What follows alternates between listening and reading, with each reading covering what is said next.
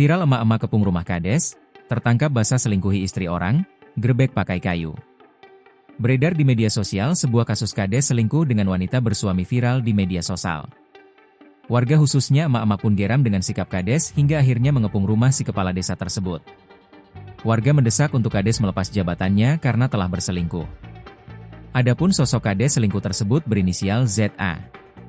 Peristiwa ini terjadi di Karakapung, Kecamatan Batin Tiga Ulu, Kabupaten Bungo, Jambi.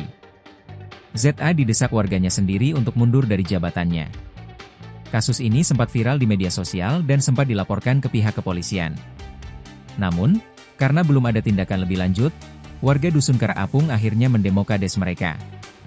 Apalagi, ZA disebut masih ngotot tetap menjadi kepala desa. Kasus ini viral salah satunya diunggah oleh akun Instagram Info Jambi. Dalam video viral tersebut, dikutip dari Tribun Jambi, Selasa, 25 Februari 2025, tampak warga yang didominasi ibu-ibu demo ke rumah Kades. Bahkan emak-emak yang demo tersebut tampak membawa kayu untuk menyampaikan aspirasi mereka.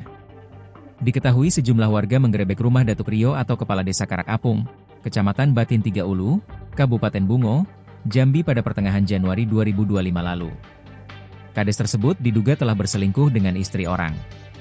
Dalam video yang beredar, tampak sejumlah warga mendatangi sebuah rumah yang diduga milik kepala desa tersebut. Dari keterangan video disebutkan, puluhan warga mendatangi rumah Datuk Rio tersebut. Dugaan perselingkuhan ini tercium oleh suami perempuan yang diduga menjadi selir kepala desa ini. Suami disebut sering menemukan obrolan tidak pantas di aplikasi perpesanan WhatsApp. Sang suami sering menemukan obrolan yang tidak pantas pada aplikasi WA milik istrinya. Kedua pihak sempat dipertemukan, namun tidak ada jalan keluar karena Kades memilih meninggalkan mediasi. Download Tribun X sekarang, menghadirkan lokal menjadi Indonesia.